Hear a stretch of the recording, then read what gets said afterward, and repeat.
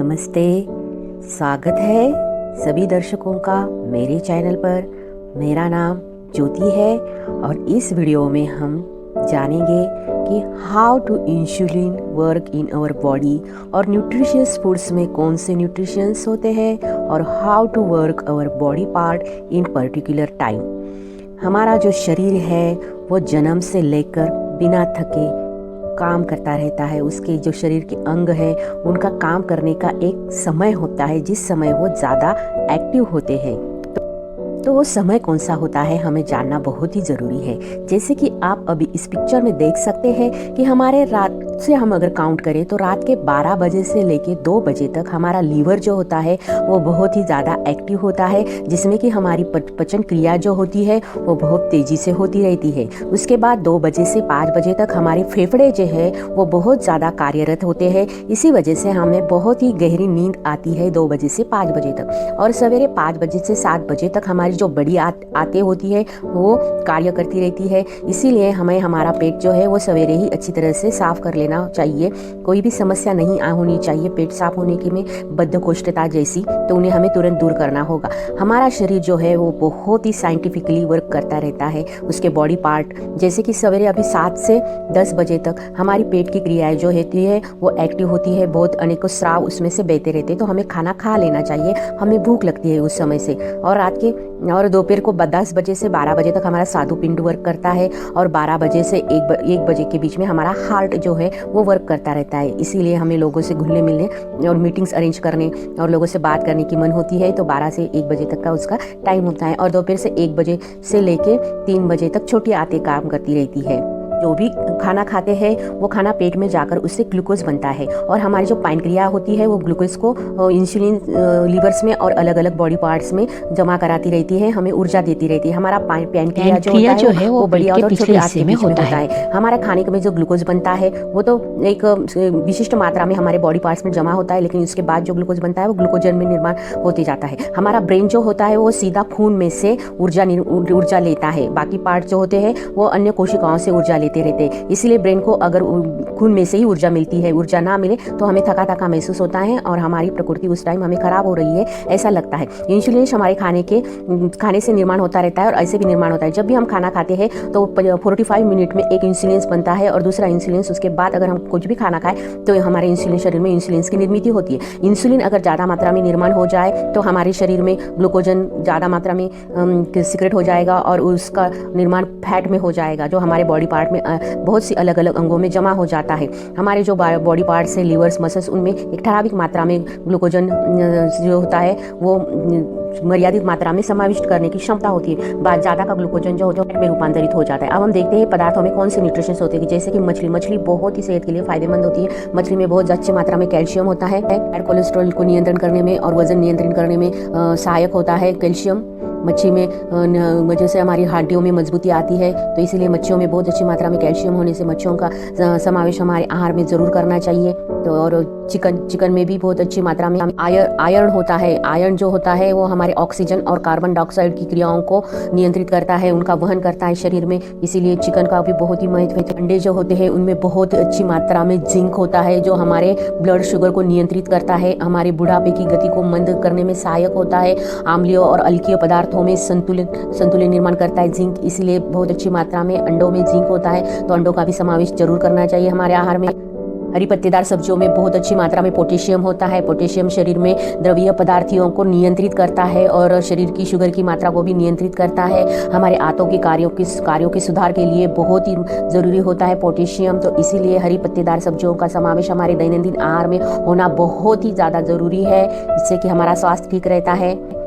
बादाम में और बहुत ही अच्छी मात्रा में कैल्शियम और लोह आयरन होता है। बादाम और सूखी दालें जो होती है उन्हें हमें कभी भी कच्चा नहीं खाना चाहिए। इनमें सूखा तत्व होता है, इनमें जलीय तत्व आ जाए, इसीलिए हमेशा हमें दालें और ड्राई फ्रूट्स को जो है वो 5-6 घंटे के लिए पानी में भिगो के रखना है और उसके बाद ही इस्तेमाल करना है, जिससे कि ये पचने में बहुत ही सहायक हो जाए और आंतों को कोई भी उससे समस्या निर्माण ना हो पचन क्रियाओं में। इसीलिए हमें भिगो लेना चाहिए। मूली जो है इसकी तासीर ठंडी होती है, इसीलिए रात के समय में हमें मूली नहीं खानी चाहिए, लेकिन मूली की पत्तियों की सब्जियां हमें वजन घटाने में बहुत ही सहायक होती है।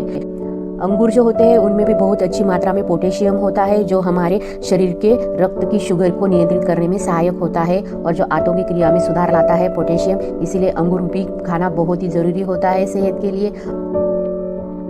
बहुत ही लो फैट फूड होता है अंगूर।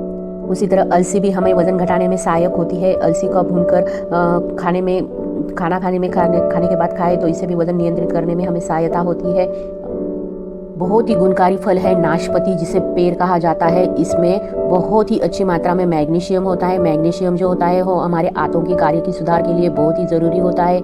हमारे शरीर में विटामिन डी को दिलाने में सहायता करता है मैग्नीशियम। इसीलिए ये जो खनिज द्रव्य होते हैं हमारे शरीर में जो सहायक होते हैं, मैग्नीशियम, पोटेशियम, कैल्शियम, लो आयरन, जिंक, ये सारे जो है वो हमें फलों और सब्जियों से मिलते रहते हैं। तो हमें इनका समावेश हमारे आहार में ज़रूर करना चाहिए।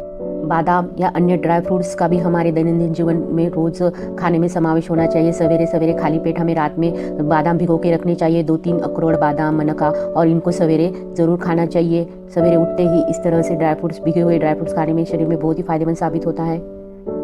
और सब्जियों के रंग से भी उसके गुणधर्म होते हैं। जैसे लाल रंग के उष्ण होते हैं, वैसे पीले रंग की सब्जियां या जो भी फल है उनका खाने में ज़रूर समावेश करना चाहिए। पीले रंग के फलों से हमारी जो पचन क्रिया है उसमें सुधार लाती है। हमारे पेट की कोई भी समस्या हो वो पीले रंग के फूल या फल खाने से ज़रूर ख़त्म हो जाती है।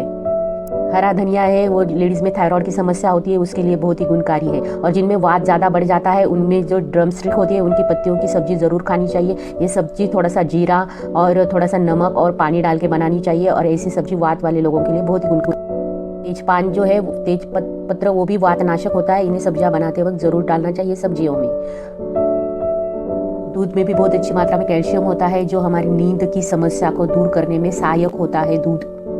ये पंपकिन सीड्स है, जो पंपकिन होता है उसके अंदर से निकलने वाला सीड्स है, ये बहुत ही ज़्यादा मात्रा में फ़ायदेमंद होता है, जिन्हें हम फेंक देते हैं। लेकिन पंपकिन से निकाल के इन्हें सुखा के इनको ज़रूर खाना चाहिए। इसमें बहुत अच्छी मात्रा में जिंक होता है, जो हमारी शुगर की समस्या को ख़त्म करता है। ब्लड की शुगर को नियंत्रित करने में जिंक बहुत ही सहायक होता है।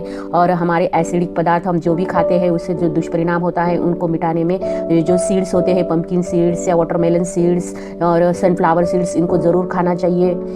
अंडा चूर्ण जो है वो पुरुषों के लिए शक्तिवर्धक और बलवर्धक साबित होता है। इसे दूध में या पानी में 1 चम्मच मिलाकर आप सवेरे या शाम को ले सकते हैं, जो बहुत ही सहायक होता है।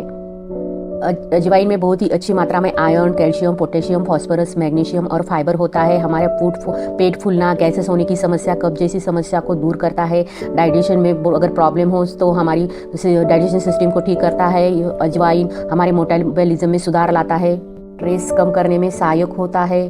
दूध भी तो पानी में, और शरीर में अगर पित्त बढ़ जाए तो पित्त पानी के साथ कोकम शरबत और पुदीना लेने से खत्म होता है। त्रिफला चूर्ण भी बहुत ही अच्छी मात्रा में वजन घटाने में सहायक होता है। इसमें हरड़ जो होती है वो 100% होती है, बेहड़ा जो होता है 200% होता है, और आंवला चूर्ण जो होता है वो 300% होता है। इसे पानी में 1 चम्मच या दूध में 1 चम्मच लेना चाहिए, जो हमारी वजन की समस्या को नियंत्रित करता है। आपको वजन बढ़ाना है तो आपके दैनंदिन आहार में आपको किशमिश, केला या खजूर का सेवन रोजाना ज़रूर करना चाहिए, सवेरे या शाम को, जिससे कि आपका वजन बढ़े। किन लोगों को वजन बढ़ाना होता है, किन को वजन घटाना होता है, लेकिन जिन लोगों को वजन बढ़ाना है उनके लिए खजूर जो होता है वो बहुत ही ज़्यादा फायदेमंद साबित होता है। ये शक्तिवर्धक होता है, तो आपको खजूर खाना चाहिए। जिन लोगों को किडनी की कोई भी समस्या है उन्हें बिल्कुल भी कोई भी फ्रूट जूस नहीं लेने चाहिए, नारियल पानी नहीं पीना चाहिए। किडनी की समस्या वालों को ये बात ध्यान में रखिए कि आप खट्टे फल जैसे कि संतरा या आंवला, इन्हें नहीं खाना चाहिए। किसी भी फ्रूट जूस को नहीं पीना चाहिए, चाय कॉफ़ी नहीं पीना चाहिए। घी का समावेश हमारे दैनंदिन आहार में रोज होना चाहिए। 1 चम्मच सवेरे, 1 चम्मच शाम को। घी में पचाने में सहायक होता है अन्न को, और एंटीवायरल और एंटीबैक्टीरियल होता है, एंटीऑक्सीडेंट होता है। घी हड्डियों की मजबूती के लिए बहुत ही सहायक होता है। घी हमारी पेट की समस्याओं को खत्म करता है। डार्क चॉकलेट में भी बहुत ही अच्छी मात्रा में जिंक पाया जाता है। हमारे मूड ठीक करने के लिए डार्क चॉकलेट खाना चाहिए। हमारी स्किन में सुधार लाने के लिए एलोवेरा जेल बहुत ही उपयुक्त होता है। एलोवेरा जेल में एक ई कैप्सूल डाल के और थोड़ा सा रोज सिरप डाल के आप एक मस्त प्यारा सा क्रीम बना लीजिए, जिसे सवेरे या शाम को आपके स्किन पे इसकी मसाज कीजिए, जिससे कि आपकी स्किन की कोई भी समस्या हो, जैसे रूखी स्किन हो, तेज ना हो स्किन पे, तो सारी स्किन की समस्याएं इससे ख़त्म हो जाती है। तो इसलिए एलोवेरा जूस और ये कैप्सूल बहुत ज़रूरी है। इस तरह से सारे फल, उनके फलों के अंदर की बीजें हमारे शरीर में बहुत ही सहायक साबित होती है हमारे शरीर को दुरुस्त रखने के लिए। तो आपको कैसी लगी मेरी जानकारी ज़रूर बताइए।